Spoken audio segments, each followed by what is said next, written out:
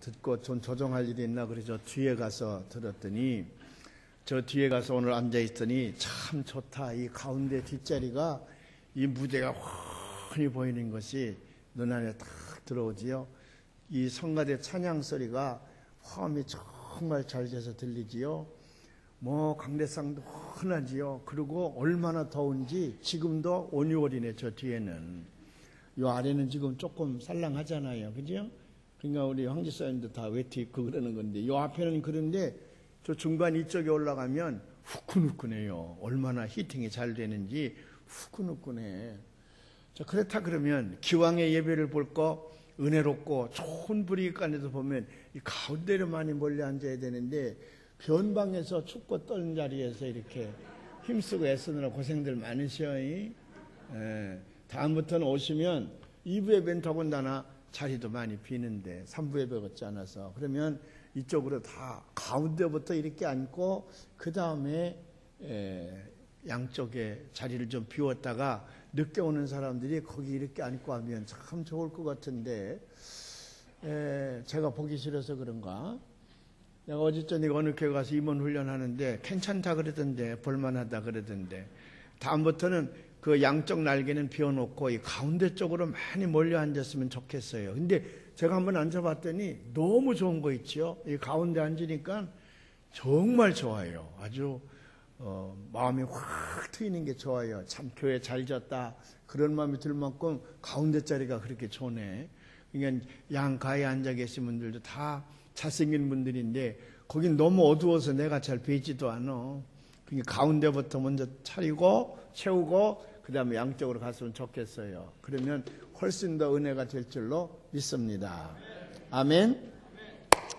자, 예배를 보는데 어떤 때는 아주 익사이팅한 예배를 드리기도 하는가 하면 어떤 때는 자기 기분에 따라서 굉장히 지루하고 아주 피곤한 그런 예배를 드릴 때도 있죠. 따분한 예배를 드릴 때도 있죠. 자기 기분에 따라서. 근데 어떤 때는 설교자에 따라서 설교가 막 익사이팅하고 그러면 예배가 잘 드려지는데 설교가 따분하고 굉장히 지루해지면 또 그냥 졸리고 그럴 때가 많이 있잖아요. 근데 어떤 설교가 더 좋은 설교인지 어떤 설교가 더 나쁜 설교인지는 모르겠어요. 뭐 재미있게 막 한다고 그래서 그게 좋은 설교인지 아니면 지루하게 아주 원론적인 것만 얘기한다고 그래서 그게 나쁜 설교인지는 잘 모르겠어요.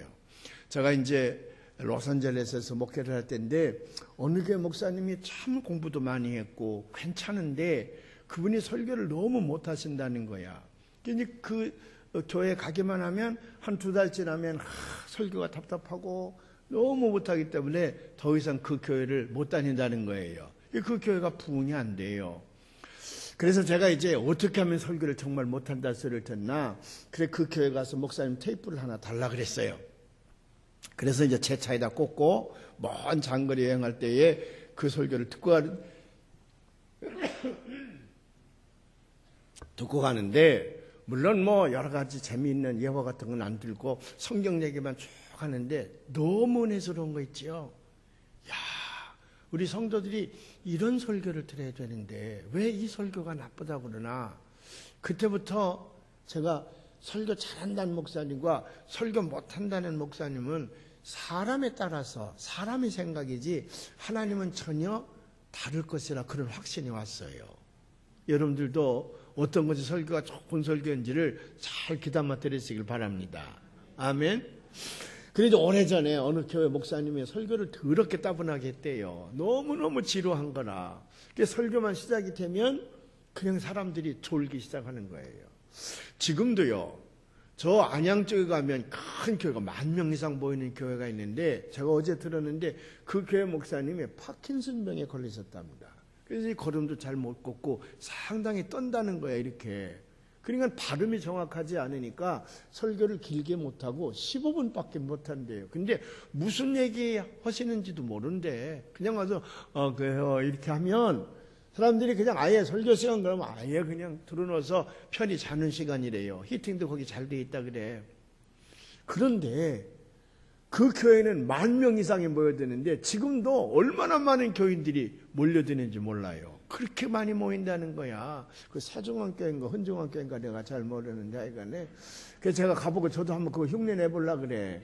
우리 교회도 그렇게 막 매주일 그렇게 몰려 올려는지. 하여간 그 교인이 와서 얘기하는데 하여간에 이상하대요. 설교 시간에 다 자빠져 자는데 왜 그렇게 사람들은 많이 몰려오는지 모른대요. 아마 성령이 거기 역사하시는 모양이에요. 오늘도 성령이 역사할 줄로 믿습니다. 그런데 그렇게 지루한 예배가 있는 날, 저 구라파에서 말이죠. 다 교인들이 자빠져 자는데 유독 19살 먹은 청년 하나가 눈을 부릅뜨고 강대상을 쏘아보면서 아주 긴장한 채 예배를 드리고 있더라는 거야. 다른 사람은 다 자빠져 자는데. 근데 가만히 보니까 그 청년은 의과대학 학생인데 목사님 설교에 집중하고 있는 것이 아니라 그때는 전기가 없을 때인데 저 강단 뒤에 호롱불이 매달려 있었는데 그 호롱불이 앞뒤로 back and forth 앞뒤로 규칙적으로 움직이고 있단 말이에요. 그 움직이는 거를 자기 맥박에다 갖다 대고서는 자기 맥박을 시계 삼아서 그 추를 지금 보는 거야. 그걸 계산하는 거예요. 거기서 이 사람은 위대한 발견을 한 겁니다.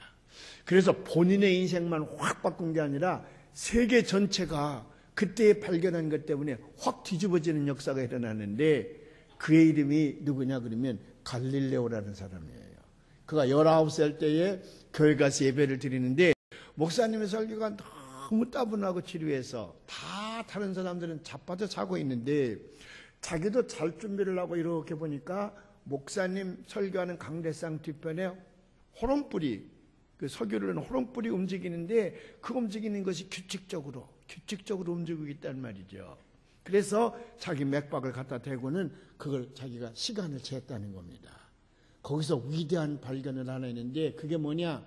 그때까지만 해도 인류가 가지고 있는 시계는 하루에 15분의 오차가 났답니다. 근데 거기서 추라는 걸 이 사람이 발견해내서 추를 이용한 시계를 만들었더니 하루에 10초밖에는 오차가 생기지 않아서 이 사람이 깜짝 놀라서 그 예배를 보고 나올 때 아하 따라서 해봐요. 아하 더 크게 아하. 그래서 아하의 발견이라 그래요. 아하의 발견.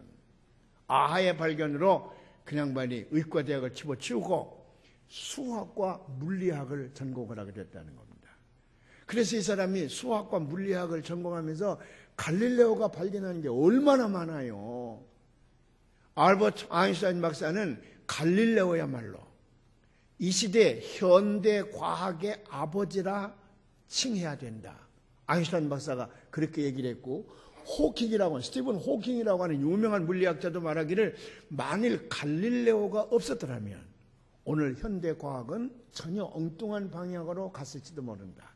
갈릴레오가 있었기 때문에 오늘의 과학이 여기까지 왔음을 우리는 깊이 깨닫고 그에게 경의를 표해야 된다. 스티븐 호킹 박사가 그렇게 얘기를 했다는 거예요. 자, 똑같은 상황입니다. 한 1000여 명 모였었다는데 그 1000여 명이 모여서 예배를 드리면서 다 똑같은 상황을 보는 거예요. 담임 목사님의 설교가 지루하고 그래서 너무 썰렁하기 때문에 사람들은 다 자빠져 자는 거예요. 그 찬송도 같이 부르곤 하지만 익사이팅하지가 않아. 예배가 너무 지루하게 이루어졌단 말이죠. 호롱불이 움직이는 거 다 봤어. 1000여 명이 다 봤습니다. 근데 유독 갈릴레오 눈에만 그 초롱불이 흔들리는 걸 통해서 더 넓은 새로운 세계에 눈을 뜨게 됐다고 말이죠. 그래서 이것을 Great Discovery, 위대한 발견이라고 말이죠. 오늘 우리가 어떤 사물을 보게 될 때에 두 눈을 가지고 똑같이 봅니다. 다 똑같이 봐요. 여기 김영원 목사가 서로 설교를 하는데 김영원 목사가 저렇게 생겼구나. 콧날은 그렇게 생겼고 말은 이렇게 하고 금리빨이 몇 개가 들어있고 이거 다 여러분들이 똑같이 보고 있는 거예요. 이 강대상을 보는 거예요. 그런데 어떤 사람은 다른 사람이 보지 못하는 것을 본다고 말이죠. 그 사람이 역사를 만들어가는 사람입니다. 2013년에 새해를 맞이해서 사랑하는 여러분들이요. 같은 눈을 가지고 세상을 보고 있다 할지라도 여러분들에게는 하나님의 눈으로 새로운 것이 발견되어진 역사가 일어나기를 주님의 이름으로 축원을 합니다. 아하의 깨달음이 여러분들에게 있기를 바랍니다. 1월 6일 날을 주현절이라 그러고 에피파니라 그래. 주현절이라 그러고 앞으로 이제 주현절 기간을 지금 보내고 있어요. 오늘이 주현절 두 번째 주일이에요. 자, 주현절은 영어로 에피파니라 그러는데 이 주현절이라고 하는 것은 무슨 말이냐 그러면 manifestation이에요. manifestation. 어떤 것을 드러나 보이는 거지요. 그 신이 인간의 눈으로 드러나 보이는 겁니다. 그래서 옛날 왕권 정치를 할 때에 아주 굉장한 존경받는 큰 황제가요. 어느 마을에 딱 이제 순시를 가잖아요. 그럴 때 에피파니라는 말을 썼어요. 에피파니 of the king. 그 왕의 현현이 우리 마을에 나타난다. manifestation이에요. 그러니까 주현절이 어떻게 생기기 시작을 했냐면 동방박사들이 별을 따라 옵니다. 그리고 그 별이 머문 곳에 가봤더니 마구간에 새 아기가 탄생됐어. 그를 쳐다보는 순간에 이 아기야말로 온 인류를 구원하고 우리에게 영생의 세계를 주실 분이구나. 그 감명이 왔습니다. 자기가 지금까지 기다리고 있던 메시아가 그 아기임을 알고 이 세 동방박사들은 황금과 유황과 몰약을 드리고 경배하고 갔어요. 그날이 1월 6일이라는 거거든. 1월 6일요. 그래서 1월 6일을 주현절 에피파니라 그렇게 지키고 있습니다.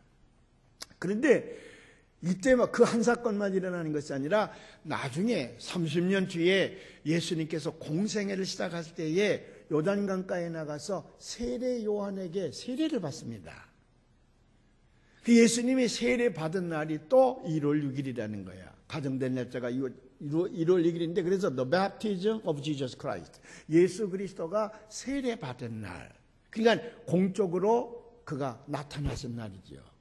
또 그것만 그날이 일어난 것이 아니라 묘하게도 예수님께서 공생애를 시작하면서 첫 번째 기적을 어디 가서 일으키셨냐면 가나에 가서 혼인잔치가 있을 때에 물로 포도주를 만들었어요.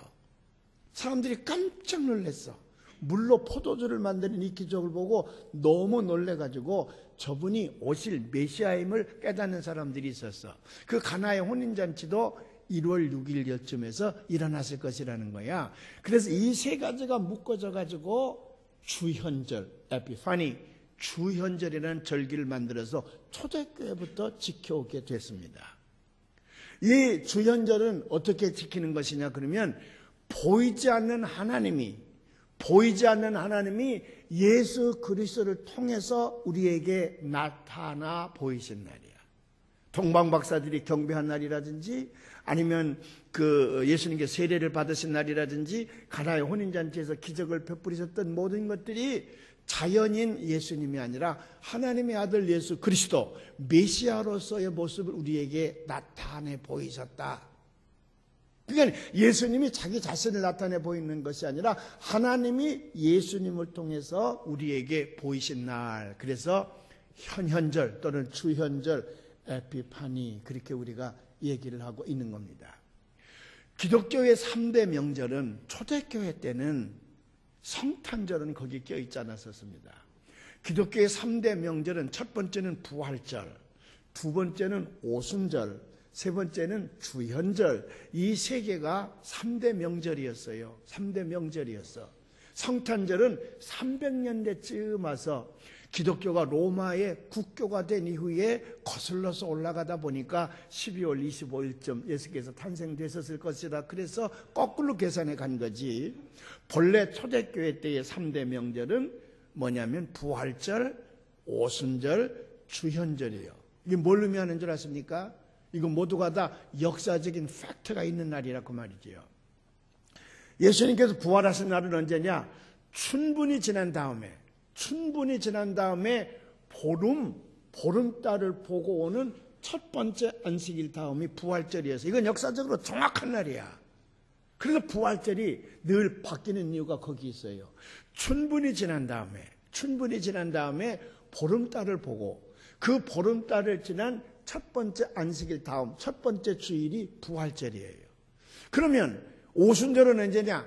그 부활절 이후에 50일째 되는 날이야. 그러니까 오순절. 그러니까 부활절이 잡히면 오순절이 딱 잡히는 거예요. 그리고 세 번째 절기가 주현절이야. 예수님께서 동방박사들의 경배를 받은 날, 예수님께서 세례받은 날, 그리고 가나에서 기적을 일으키신 날, 이것이 1월 6일이었습니다. 그래서 주현절도 3대 명절 가운데 하나예요. 매우 중요해요. 자, 그런데 오늘 우리가 생각하려고 하는 것은 갈릴레오와 연결해 생각하려고 하는 건 뭐냐면 요한복음에 보니까 이 어두운 세상에 빛이 왔다. 빛이 이 어두운 세상에 왔는데 그 어두운 세상이 빛을 깨닫지 못하더라고 말이죠. 그 빛은 생명이 있었다. 그래서 마침내 그 생명의 빛, the light of the life, 생명의 빛이 이 세상을 완전히 다 정복하고 구원할 것인데도 불구하고 어두움은 그 빛을 깨닫지 못하더라고 말이에요. 어둠이 있는 곳에 빛이 옵니다. 다 볼 수가 있는 것 같은데 아무도 못 보는 거예요. 볼 수 있는 사람만 보는 거예요. 갈릴레오가 예배에 참여해서 지루한 설교를 드리며 다 자빠져 자고 있는데 남들도 다 호롱불을 보고 있는데도 불구하고 갈릴레오 눈에 비치는 호롱불은 위대한 물리학의 변혁을 가져오는 기회가 됐다고 말이죠. 자, 아기 예수님이 탄생됩니다. 그래서 그걸 알리는 별이 공중에 떴어. 온 세계에 별을 연구하는 사람들이 얼마나 많이 있겠어. 근데 유독 페르시아에서 별을 연구하던 사람 3사람의 눈에만 그 별이 들어온 거야. 아, 저 별이 움직이는데 전설에 의하면 저 별이 멈춘 곳에 이 우주를 구원할 우리에게 영생을 줄 새로운 메시아가 탄생한다는데 우리가 그것을 믿고 쫓아가자. 그래서 그 페르시아에 수많은 천문학자들이 있었는데도 불구하고 3명의 동방박사들만 그 별을 따라와서 아기 예수께 경배하고 그가 메시아임을 알게 됐다. 그래서 그들이 역사의 주역이 되지 않습니까? 아니 페르시아에 별을 연구하는 사람들이 얼마나 많이 있겠어. 그런데 지난 2000년 동안 기억되어지는 분은 아무도 없는 거예요. 누구만 기억되냐면 그것을 볼 수 있는 눈을 가졌던 3명의 동방박사들, 그들이 성탄절 얘기의 주인공이 됐고 지금까지도 동방박사, 와이즈맨, 메사이, 영어로는 메사이라 그래요. 동방박사를 메사이예요. 오늘 사랑하는 여러분들이요, 오늘도 여기서 예배를 드리고 있는데 똑같은 설교를 듣고 있을 것입니다. 그러나 성령이 여러분들의 귀를 열려줘서 하나님의 음성이 여러분들에게 들려지기를 주님의 이름으로 축원을 합니다. 그런데 묘한 것은 이 주현절은 새해와 맞물려 떨어져. 언제는 1월 6일이니까.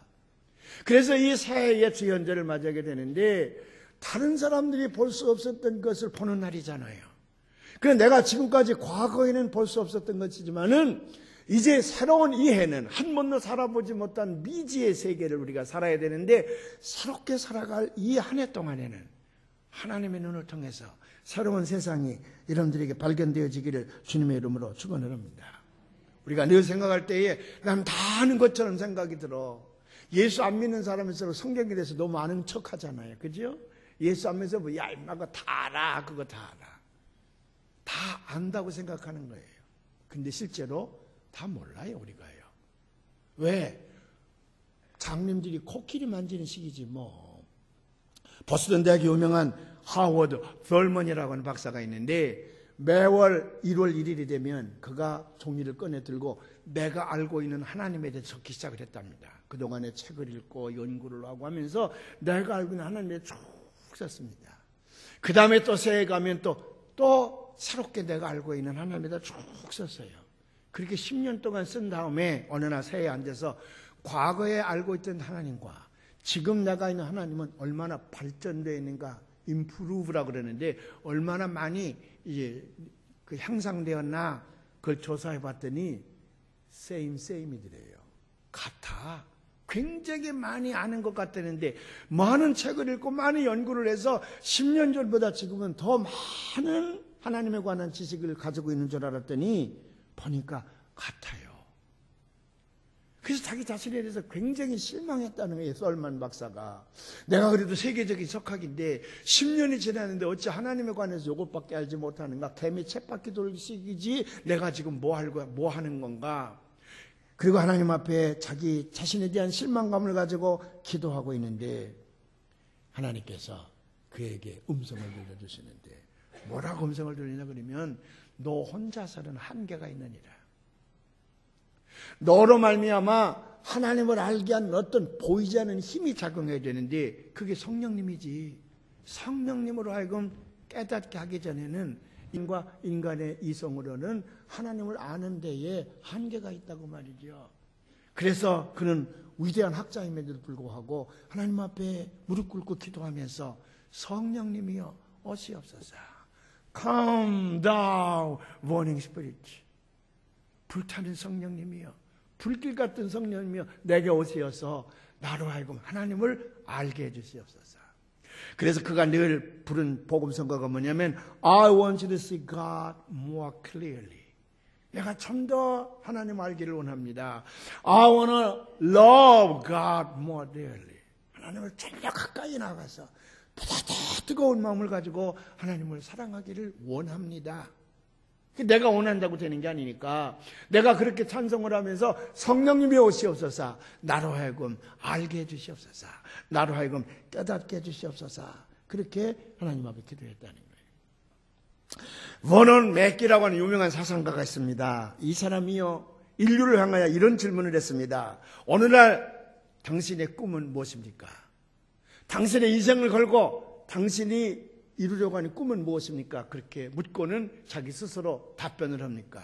혹시 여러분 부자가 되기를 원합니까? 저도 부자가 되어봤으면 좋겠어.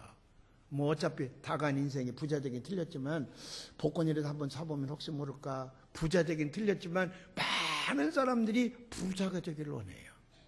또 이 사람이 묻습니다. 당신은 유명한 사람이 되기를 원합니까?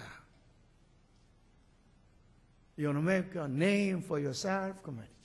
정말로 당신은 유명한 사람, 모든 사람이 아는 그런 사람이 되기를 원하십니까? 아니면 이게 세속적인 거라 그러면 하나님 앞에 섰을 때에 하나님이 깜짝 놀랄 만한 그런 큰 일을 한번 하기를 원하십니까? 사랑하는 이들이여, 내 말에 귀를 기울이시오. 우리의 원하는 것 가운데 가장 높은 욕망은 하나님을 더욱 가까이 아는 것에 두어야만 합니다. 하나님을 알고자 하는 열망이 끓어오를 때에 하나님께서 여러분에게 새로운 세상을 주실 것입니다. 그리고 그렇게 얘기를 하였습니다. 동방박사들이 2000년 전에 아기 예수님의 탄생을 별을 보고 발견한 사람들이에요. 아까 말씀드린 것처럼 수많은 사람들이 다 별을 보고 있었습니다. 별이 움직이는 걸 다 봐서 모든 별이 움직여. 왜? 지구가 움직이니까 모든 별이 다 움직이는 거야. 근데 유독 동방박사만 한 별이 이상하게 움직이는 걸 봤어. 그래서 그들은 아기 예수님 만날 수가 있었고 경배함으로 말미암아 그들의 모습이, 그들이 찾았던 그 경배의 광경이 2000년이 지난 지금에도 가장 아름다운 스토리로 우리에게 다가온다고 말이죠. 사랑하는 여러분, 이사야도 마찬가지입니다. 예수님이 탄생하기 800년 전에 그는 하나님의 음성을 깨달았어요. 그리고 나서 그 하나님과 가까이 지나면서 많은 것을 발견하게 되는데 그때마다 이사야는 아하. 처음에 부름받을 때도 아주 실망한 그런 마음을 가지고 우시아 왕의 죽던 해에 모든 백성들이 다 절망 가운데 있을 때 이사야도 아주 절망 가운데 하나님 앞에가 예배를 드리고 있는데 거기서 스랍을 보기 시작을 하는 거거든. 거기서 하나님의 음성을 듣는 거거든요. 아하, 나를 보내소서. 오 주여, 나를 보내소서. 거기서 하나님의 음성을 듣고 이사야가 답변하지 않습니까? 그런데 오늘 이사야 60장에 보니까 또 다른 아하가 있어요. 우리 다 같이 한번 봉독을 해보십시다. 1절부터 4절까지 한번 봉독해 보십시다. 일어나라 빛을 발하라. 이는 내 빛이 이르렀고 여호와의 영광이 내 위에 임하였습니다. 보라 어둠이 땅을 덮을 것이며 캄캄함이 만민을 가리려니와 오직 여호와께서 내 위에 임하실 것이며 그의 영광이 내 위에 나타나리니 나라들은 내 빛으로 왕들은 비치는 내 광명으로 나오리라. 내 눈을 들어 사방을 보라. 무리가 다 모여 내게로 오느니라. 내 아들들은 먼 곳에서 오겠고 내 딸들은 안기어 올 것이라. 지금 우리가 읽으니까 별거 아니지, 당시 이사야 선지자 이 말씀을 선포할 때는 지축을 움직이는 말씀이에요. 왜? 이스라엘 백성들이 바벨론의 포로로 붙들려 갔습니다. 70년 동안 포로 생활을 했어. 웬만한 장년들은 다 고국에 돌아갈 것을 염원하다 죽었습니다. 어린 소년들만 이제 80이 90이 돼서 조국에 돌아갈 날을 기다리고 있었던 거라. 그 엄청난 포로 생활 가운데에 고국에 가기만 하면 모든 것이 해결될 줄 알았어요. 따뜻한 고국의 품이 자기들을 안겨줄 줄 알았어요. 그래서 얼마나 염원했겠습니까? 근데 갔더니 말이죠, 완전히 실망하는 거야. 왜? 자기들이 살고 있던 고향의 모든 집들은 다 무너지고 그들이 농사를 짓고 있던 땅들은 전부 황폐화되어져 있고 온 국토가 바벨론 군대에서 초토화되어져 있어. 잡초가 무성해가지고요. 먹을 것도 없고 그 가축을 쳐야 되는데 가축도 없고요. 완전히 절망 상태야. 거기다가 사람들이 한 마음이 되지도 않아. 거기서 살던 사람들은 이방 사람들 결혼해서 잡종이 다 됐고, 그래서 유대인의 아이덴티티, 정체성까지도 다 잃어버렸고, 북쪽으로 아수르에서 포로로 붙들려갔던 사람들이 돌아왔는데 이건 전혀 딴 민족이 됐고요. 바벨론에 가서 순수한 믿음을 지켰던 사람들이 와보니까 이게 엉망이거든요. 모든 게 다 절망하고 있을 때, 그때 사람들을 느끼기는 뭘 느끼냐면, 아하, 하나님은 우리를 완전히 버리셨구나. 하나님은 이 민족에 대해서 완전히 포기했구나. 그럴 때에 이사야 선지자가 이 음성을 듣는 거야. 일어나 빛을 발하라. 이 음성을 듣고 이사야가 벌떡 일어나서 아하, 뭘 아하야. 다른 사람들은 다 유대인을 버렸어.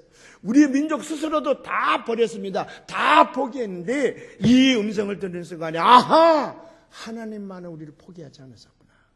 하나님은 절대로 우리를 버리지 아니하셨구나. 여기 일어나 빛을 발하라. 절망 가운데 있는 이 이스라엘 민족을 향하여 일어나 빛을 발하라. 그런데 너희들이 발전해서 내는 빛이 아니야. 너희들이 가지고 있는 발전해서 내는 빛이 아니라 뭐라고 얘기냐면 그 너희들이 발할 빛은 내가 너희에게 주는 것이라고만. 내 영광이 너에게 이르렀고 내 빛이 너에게 이르렀고 내가 너에게 있으니 너희는 일어나서 그 빛을 들기만 하라고 말이에요. 그리고 사방을 보라. 내가 들고 있는 빛을 말미암아 뭇세계가 내 앞에 머리를 조아릴 것이다. 희망이에요. 다 절망 상태에 있을 때에 하나님은 포기하지 않으셨고 하나님은 너희 안에 지금까지도 역사하고 있다고 하는 것을 이사야 선지자가 알고 깨닫게 했습니다. 그래서 이사야 선지자가 아하, 위대한 발견이에요. 그래 이스라엘 민족들을 향하여 어두움이 땅을 덮을 것이며 캄캄함이 만민을 가리려니와 그러나 여호와의 영광이 우리 안에 있게 까닭에 우리가 일어나서 이 빛을 높이 들고 비추기만 하면 모든 만민이 우리 앞에 머리를 숙일 것이다 그 말이죠. 우리를 통하여 예수 그리스도가 나타날 것이다 그 말이죠. 여기 이제 어둠과 캄캄함이란 말이 나오는데 지금까지 일식 가운데 제일 완전 의식을 가져온 것이 언제냐 그러면 1991년 7월 11일이래요. 난 그날 기억이 잘 안 나는데 그때 완전 일식이 됐었답니다. 이 일식 현상을 어디서 봤냐면 그 북미주 캐나다 그쪽에서 봤고 저 남쪽 멕시코 시티에서 그걸 봤대요. 근데 완전히 태양이 가리워졌어요. 달에 의해서 완전히 가리워졌기 때문에 지구에서 가리워지나 달에 의해서 가리워지나 헷갈리네 이거. 일식이 달이 가려 지구가 가리워요. 하여간 뭔가 가리워서 헷갈리네. 그래서 완전 캄캄해졌는데 이건 이미 천문학자들에 의해서 예고되어진 거기 때문에 전 세계에서 이 광경을 보기 위하여 몰려드는 거예요. 그 북미주하고 멕시코 시티를 몰려들었는데 정말 금세기에 볼 수 없을 만큼 완전한 일식이 왔답니다. 서서히 가더니 태양이 완전히 가려워지니까 한번 어둠이 됐죠. 두 가지 현상이 일어난 거예요. 다 예측된 일식인데도 어둠이 확 깔리니까 도둑이 극성을 부렸어. 도둑이요. 두 번째로는요. 정신병자가 어마어마하게 발생한 거예요. 거기 구경 갔던 사람들 가운데 상당한 많은 사람들이 정신과 진료를 받아야 됐다고 말이에요. 알고 간 겁니다. 내 일생 가운데 이런 일은 한 번밖에 없을 것이기 때문에 일부러 돈 들여서 구경하러 거기까지 갔어. 근데 그 완전 암흑이 뒤덮고 있을 때에 충격이요. 인간의 두려움의 극치이지요. 많은 사람들이 정신과 진료를 받았다는 거예요. 암흑은 언제든지 우리에게 두려움의 대상입니다. 참 두려움의 대상이에요. 제가 미국에서 공부할 때 이제 영성 신학을 공부하는데 한 번은 이제 눈을 다 감고 그리고 수도원에서 한나절을 보내는 겁니다. 별거 아니라고 생각했는데 그거 별거더라고요. 여러분 눈 다 감고 1시간만 한번 생활해봐요. 그거 별거 아닌 것 같지요? 근데 저주가 따로 있는 게 아니야. 그게 저주야. 암흑의 세계 그게 저주예요. 뭐 당연히 반나절만 하고 나중에 평가를 할 건데 우리가 반나절 동안만 눈을 감고 이렇게 이제 안대를 대고 이렇게 생활하는데요. 뭐 신학생들이니까 뭐 거짓말 살짝 보긴 했겠어. 절대로 우리 그렇지 않거든요. 여러분 신학생들 믿으시기 바랍니다. 어차피 훈련인데 내가 다 가리고 한나절을 생활하는데 나중에는 너무 답답하니까 가슴이 막 폭발할 것 같아. 막 그걸 조금 있어 끝나는데도요 폭발할 것 같아요. 어둠은 두려움의 대상이에요. 근데 이 성경은 그런 빛의 어두움을 얘기하는 것이 아니라 여기서 얘기하는 어둠은 죄악의 옷이다. 죄악의 어둠이에요. 죄악의 어둠이에요. 죄악의 학생에게 이제 가르쳤답니다. 모세가 출애굽을 할 때 이스라엘 백성들에게 10가지 재앙을 내렸는데 그 재앙 가운데 온 지면을 캄캄하게 만든 흑암으로 만든 재앙도 있었단다. 그래서 이집트 사람들이 고통을 많이 받았다는 얘기를 이제 신나게 얘기를 했겠지. 그러니까 죄롭게 똑똑한 학생이 느리게 말하거든요. 선생님, 그때나 이제나 다 등불을 가지고 있었을 것인데 등불. 지금도 다 집에 성냥 있고 등불 다 있잖아요. 그렇게 캄캄하면 등불을 켜서 등불에다 불을 붙이면 생활하는데 불편함이 없었을 텐데 왜 그렇게 난리들을 쳤습니까? 그 사람들은 등불을 켤 줄 모르는 사람이었습니까? 그렇게 물었어요. 선생님이요. 이게 답변하기가 아주 어렵잖아요. 이 꼬마가 그렇게 묻는데 답변하기가 어려워. 그래서 하나님 한 가지 지혜를 주시더래요. 그땐 말이지 눈을 뜨고 사물은 볼 수 있어도 그들의 마음이 닫혀있기 때문에 죄악으로 인하여 볼 것을 보지 못했다는 의미가 있느니라. 그러면서 얘기를 들려준 거예요. 그때 이집트 사람들이 세계를 지배하고 있으면서 수많은 노예들을 불러다 강제 노동을 시키면서 얼마나 많은 학대를 가했느냐. 다른 민족이 자기들 때문에 그렇게 많은 학대를 받고 고통을 당하는데도 이집트 사람들은 그들이 고통당하는 모습을 보지를 못했어. 왜? 죄악으로 눈이 가려워져 있기 때문에. 그런 것을 의미함이 크다. 그게 아인슈타인이요. 그렇게 설명한 사람이 아인슈타인이라고요. 얼마나 멋진 얘기입니까? 수많은 사람들이 범죄를 합니다. 여러분 요즘에 뭐 성폭행이니 뭐 얼마나 끔찍한 일들이 많이 벌어져요. 그런데 그들은 그런 끔찍한 일들 얼마나 요즘에 거짓을 많이 합니까? 여러분들 목사도 믿지 마세요. 장로도 믿지 마세요. 그들이 입안 열면 다 거짓말하고 있어 지금. 그냥 신학생 얘기만 믿어요.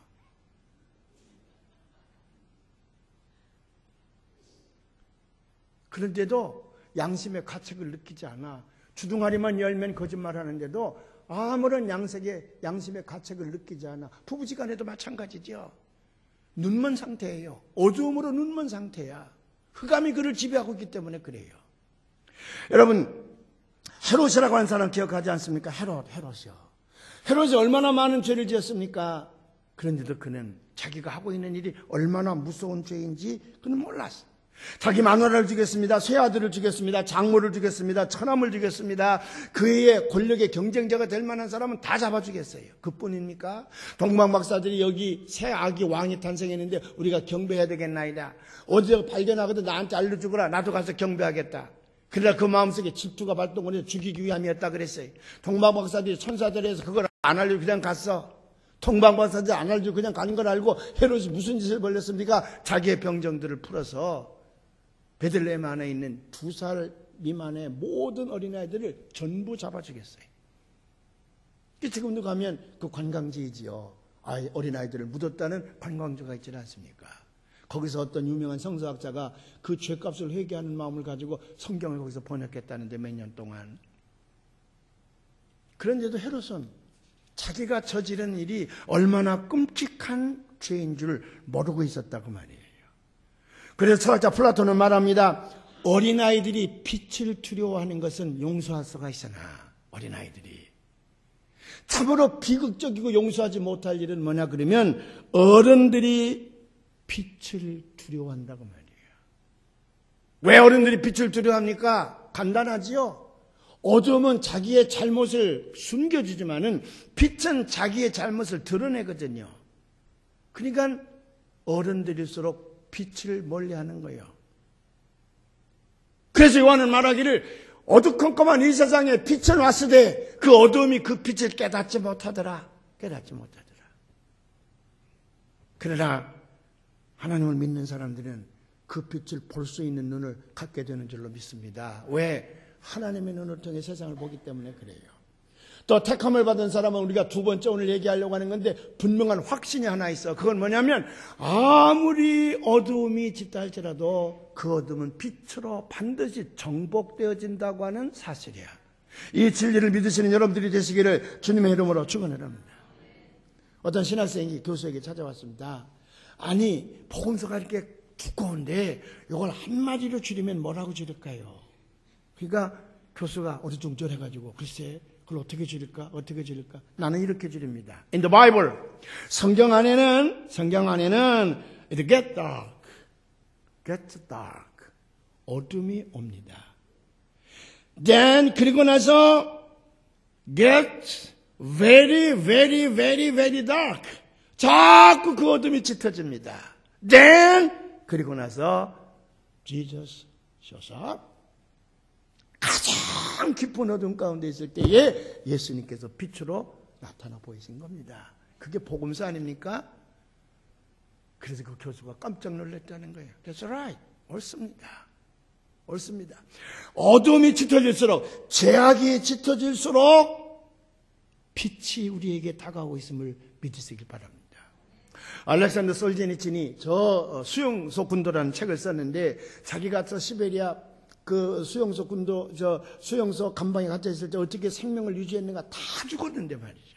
다 죽어서 그들이 시체가 그 나무 밑에 그 거름으로 다 쓰임을 받았는데 솔제니친이 살아났거든요. 자기가 어떻게 살아났느냐? 자기가 갇혔던 감방이 완전히 밀폐된 공간이었어요. 캄캄했습니다. 유리창 하나가 저 위에 있는데도 페인트로 완전히 칠해가지고 빛 하나 안 들어오는 방이었어요. 거기서 몇 달 동안 생활을 하는데 페인트를 칠했는데 그 유리창 한 곳에 그만 페인트가 잘못 묻어가지고 요만한 조각이 떨어져 나왔어요. 그 페인트 조각이 떨어져 나오면서 그 유리창을 통해서 아주 가느다란 빛이 들어오는데 That's my hope. 그 빛이 자기의 소망이더래요. 그 빛을 통해서 내가 인생이 완전히 끝난 것이 아니라 하나님이 이끌어가시는 섭리의 과정 가운데 내가 아직도 살아있구나. 그런 희망이 가슴에서부터 벅차오르기 시작을 하더래요. 그 한 줄기의 빛이 자기의 생명을 살릴 수가 있었다는 겁니다. 세상이 아무리 죄악으로 가득한다 할지라도 사랑하는 여러분들이요. 2000년 전에 아기 예수님 오셨던 그 예수님이 우리에게 나타나게 될 때에 이 세상에는 희망이 있는 줄로 믿으시기를 바랍니다. 근데 일어나 빛을 발하라. 우리가 일어나서 빛을 팍 발하면 될 것 같은데 우리 스스로는 발전할 수가 없어요. 누가? 성령님께서 우리 안에 오셔야 된다는 말이에요. 어떤 선교사님이 그 조폭 갱들을 이제 교화시키는 일에 생명을 걸고 사역을 하는데 이제 갱들이 이 조폭들이 이제 붙들리면 가서 형무소 살지 않습니까? 1년이고 2년이고 형무소 살면 그 사람이 출소할 때 가서 자기 집에 데려다가 그래서 이제 단체 생활을 하면서 갱생시키는 훈련을 하는 거지요. 근데 그들의 몸속에는 뭐가 있냐면 문신이라는 게 있어요. 그 타투라고 그러나? 타투? 그 문신이 이렇게 뒤에 용 같은 게 그려져 있는데 목욕탕에서 그걸 보면요. 섬뜩합니다. 근데 그게 다 두목을 위한 충성심이래. 소속감을 의미하는 거래요. 그래서 아마 강한 조폭일수록 문신을 아마 더 깊게 해서 죽도록 배신을 못하게 하는 문행이에요. 제가 그것 때문에 혼났잖아요, 한 번요. 저 한 15년 전에 신원이라고 하는 골프장에 목사님들 모여서 골프를 한다고 오라고 그래서 제가 갔어요. 가서 우리 목사님 넷이 이렇게 치는데 뒤에 젊은 사람들이 쫓아오는데 우리가 떠나지도 않았는데 공을 샹 쳐가지고 요 앞으로 샹 지나가잖아요, 공이. 그거 맞으면 머리가 터져요. 굉장히 무서운 공입니다. 아니 우리가 간 다음에 쳐야 되는데 우리 있는 걸 보고 때렸어요. 기다렸습니다, 우리가요. 그래서 젊은 사람 넷이 오길래 여보, 우리가 아직 빠지도 않았는데 공을 때려? 이 말이 맞으면 우리 머리 터져서 죽는 걸 보려고 그러나 누가 얘기했겠어? 내가 얘기했지. 그랬더니 이 친구들이요 90도로 인사를 하면서 죄송합니다 선생님, 우리가 계신 줄 몰랐습니다. 그리고 보통은 그렇게 안 나가는데 오늘 이게 신들렸나 어떻게 이렇게 세게 맞아가지고 선생님 옆으로 살아가는데 정식으로 사과드립니다. 그래서 조심해, 앞으로 절대로 그러지 마. 이제 주의를 주고 갔어요. 끝난 다음에 이제 목욕탕에 들어가서 이렇게 목욕을 하고 있는데 우리 뒷팀 넷이 들어오는데 온몸이 용 그림이야. 이야, 그냥 시뻘겋게 그냥 파랑파랑해서 쫙 다리까지 이렇게 있는데 같이 갔던 목사님이 나를 쿡쿡 찔러 김 목사 뒤 좀 봐. 보니까 우람한 체격이에요. 용 그림이 딱 이제 조폭 중간두목들이래. 그러니까 그 목사님이 벌벌 떨어. 야, 아까 어떻게 했어? 우리가 저거 와서 당신들 뭐야? 그러면 이거 죽었다. 우리는 초죽음이다. 나도 흔히 겁나더라고요. 그래 제가 다가갔지. 용기를 가지고 와서 야, 그림 참 멋있다. 정말 멋있네요. 멋있긴 뭐가 멋있어 그게. 징그럽지. 멋있다 그랬더니 그래요. 고맙습니다 선생님. 아까는 정말 죄송했습니다. 그래서 내가 한번 제압한 기억이 있어요. 여러분, 내가 조폭 중간두목도 내가 목욕탕에서도 제압하는 사람이에요. 이 사람들을 갱생시키는데 맨 먼저 해야 될 일이 문신을 지우는 일이에요. 성형외과 의사들이 그 문신을 지우는데 그걸 새길 적인 아무것도 아니지만 그거를 지울 때가 얼마나 아픈지 모른대요. 어떤 사람이 수기를 썼는데 뭐라고 썼냐면 내 문신을 지울 때 그 수술하는 느낌을 썼는데 그 콜탈 있죠? 콜탈. 도로에 까는 콜탈. 그 콜탈을 팔팔팔팔 끓여가지고 자기 몸에 바르는 것 같은 아픔이래. 얼마나 무서워요. 근데 그 죄수가 이렇게 썼습니다. 내가 문신을 지울 때에는 마치 콜타르를 팔팔 끓여서 내 몸에 바르는 것처럼 그렇게 무섭고 아픕니다. 고통스럽습니다. 그런데 더 고통스러운 것은 내 머릿속에 들어있는 조폭의 이미지를 빼내는 겁니다. 그거보다 더 안 빠진다고 말이에요. 그래서 나는 깨달은 것은 뭐냐 그러면 여기 선교사님을 통해서 성령님이 함께 하세요. 나는 여기서 탈출할 수 있음을 깨닫게 됐습니다. 사랑하는 여러분, 그렇기 때문에 여러분들은 성령의 도구로 쓰임받으시는 하나님의 존귀한 인물들이 되시기를 바랍니다.